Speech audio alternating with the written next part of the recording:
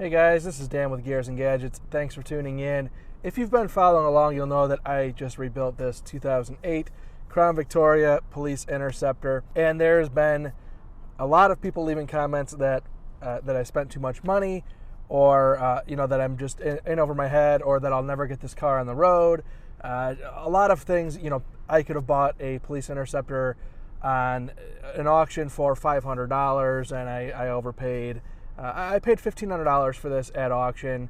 It was like $1,700 after all those fees, and I do think that it might have been a couple $100 more, being that I had to drive all the way up to Sacramento to pick this car up, and I'm in Arizona, so it's 11 hours each way. It took me about 46 hours of basically living in my truck to shoot up and back and get this car, so that was a little bit crazy, and I do totally agree with that.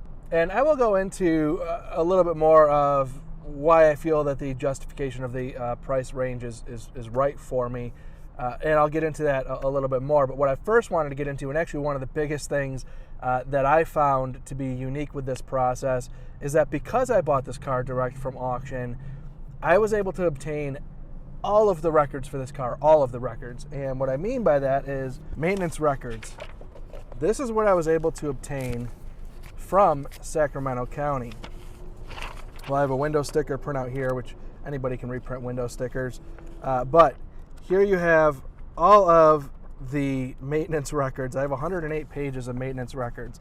It goes all the way back to the county it was, department that it was assigned to, which this car was assigned to probation, which leads me to the explanation of it had 354 hours when I bought it of idle time, and that explains why, because, probation departments, they're typically just going back and forth to location. They're not sitting and taking radar, idling the engine for any length of time. They're not responding to scenes with emergency lights on and leaving it running for hours on end. So that explains a lot of that, and I'll get into that point again later on in the video. I wanted to be able to really mention to you guys some of these things that were notable that, again, getting these maintenance records is huge, in my opinion. So one of the things that I have here is that it does mention that it does have the ballistic door panels, which are in the doors here. I haven't pulled them off to verify. Some people have said that departments will pull those panels out when they decommission the cars. However, I haven't gone that far to pull the panels apart. Nothing in here says that they pulled them out, so I don't think they did. So I do believe that that is still there. Here it says that they replaced the RCM under warranty. This was at, I don't know what the miles are. I'll put the miles here in the video. At 43,000 miles, the trunk latch assembly was broken, so they replaced that with a new assembly. At 48,000 miles, the tie rod was replaced and spark plugs. Now this is actually really cool. Kind of sucks, but it's good information to know. Anybody else who owns a police interceptor that doesn't have maintenance records wouldn't know this information. They repaired the spark plug threads in cylinder number 2 with a helicoil because it was stripped out, or whatever the case may be. So now I know that going into it, if I replace those plugs, to watch out for cylinder number 2. And apparently that was a pretty common problem with these 4.6 liter motors. They also apparently had an alarm on this vehicle, which is no longer on it, so they pulled that off because they had a key fob with an alarm. This car does not have remote entry, and I tried. I actually ordered the replacement key fobs and went through the programming sequence just to see if it had the key fob, and it does not. So they must have had an aftermarket alarm system on here, which is no longer on. So 64,000 miles, and again, this car only has now 97,932 miles. So at 64,973 miles, they replaced the AC compressor, accumulator, basically the entire AC system was replaced 30,000 miles ago, which is awesome because I live in Arizona. That's super important. I'm happy that they replaced that. It's one less thing that's an expensive thing that I would have to replace. They installed the emergency lights on this vehicle around 60,000 miles, which is pretty interesting. So it didn't even have emergency lights, only for about the last 30,000 miles of its life. The transmission was repaired by the Ford dealer at 67,000 miles. It was slipping, and the dealer apparently replaced that transmission, so Again, that's one less thing that I should have to worry about. It's only got 20,000 miles on it right now. There was an accident at 81,295 miles. So they fixed it, which was funny because then it was in another accident under 20,000 miles later. But I'll get back to the accident point again after I'm done going through this. They replaced all 4 tires at 82,000 miles. So these tires only have about 15,000 miles on them, so that kind of helps me know life of tires. There was a flat tire at 90,000 miles, insignificant.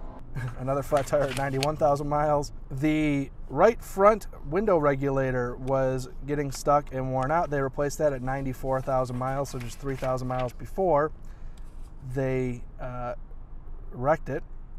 Replace the cooling fan assembly and fan control module. Another thing that goes wrong in these police interceptors, if you follow along, quite frequently, that was done 2,000 miles before the car was wrecked, so 94,000 and change.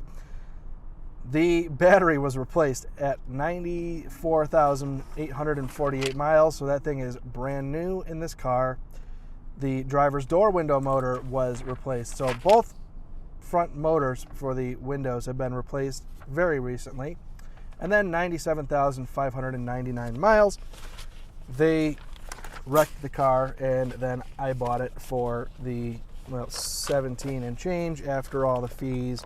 I also was able to get accident photos, and what was awesome about this is that those records verified to me. I got quotes from the shops that they basically used to decide to total the car, and all of the damage is verified on both of these quotes, that there was no frame damage, no suspension damage. It is all just the parts that I replaced. So it just kind of reconfirms that everything I did was what was wrong with it.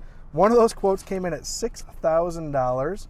Another quote came in at $5,659. So they were within $400 of each other, and this is a black and white photo, but I'll put the color photo up on the screen here. What I believe is something fell on this fender. Almost looks like it came down and hit from above and pushed that headlight in. I don't know what the collision was, but it was not very significant, in my opinion. It was all just in that upper right-hand corner, and I believe maybe something fell on it. Either fell on it or they got up underneath the pickup truck is what I originally assumed. Now, when I got the car and picked it up, the headlight on the passenger side was gone. So I did not have that information to really be able to see how that headlight was impacted. But I was of the assumption with the damage that I had seen that it was some sort of minor collision that was taken by the vehicle up high. So some of the other points I wanted to make is that a lot of people are commenting that, you bought a wrecked car and you could have bought one that wasn't wrecked for $500. And I'm not saying that that is wrong.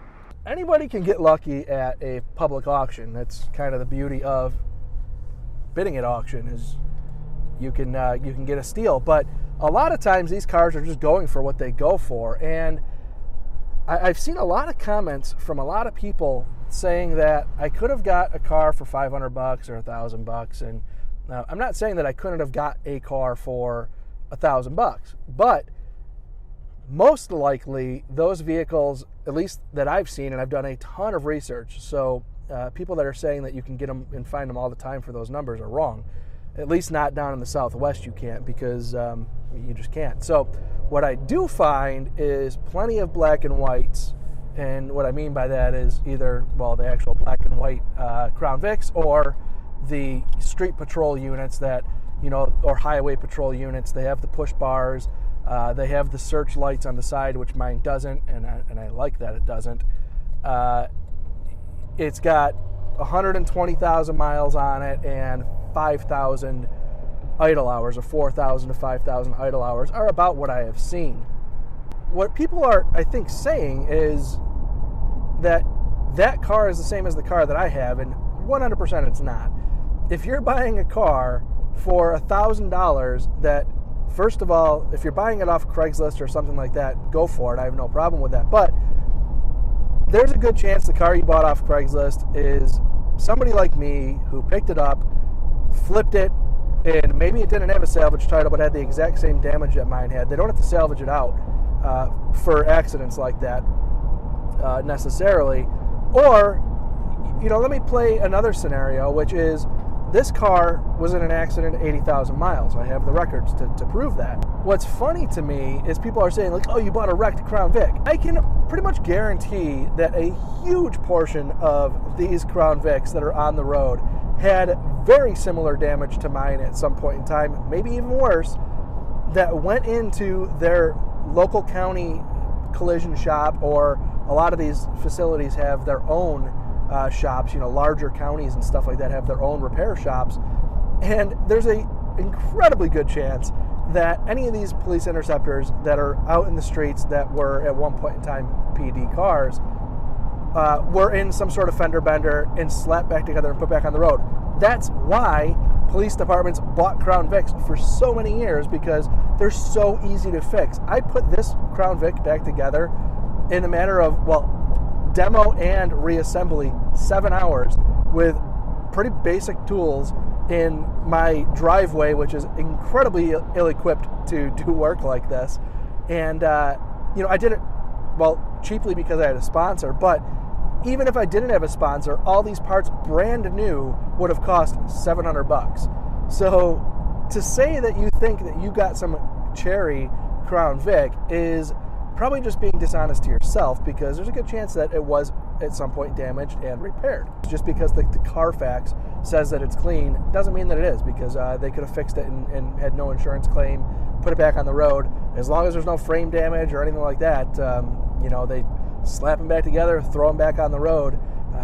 Tax dollars don't just keep buying new Crown Vics every time they get in a little fender bender. It's not the way it works.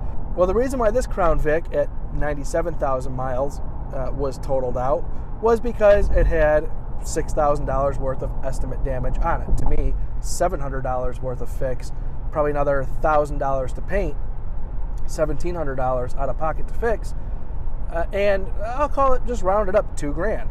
So let's just say this cost me $2,000 to get fixed, painted, the whole nine.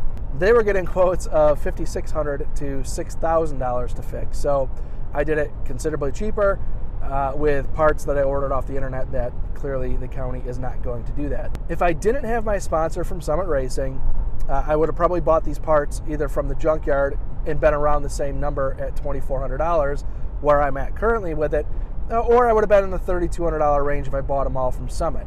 So with that being said, another $1,000 or so, $1,200 to paint it. I'm going to be into this car for like $3,200 personally, and everybody's saying that that's crazy. And if that's your opinion, fine. I'm not going to sit here and argue with everybody in the comments that thinks that their $1,000 Crown Victoria with 200,000 miles on it and 5,000 idle hours is the same car as mine with 97,000 miles and 350 idle hours. It's just not the same car, and whatever. If people want to think that, they can think that.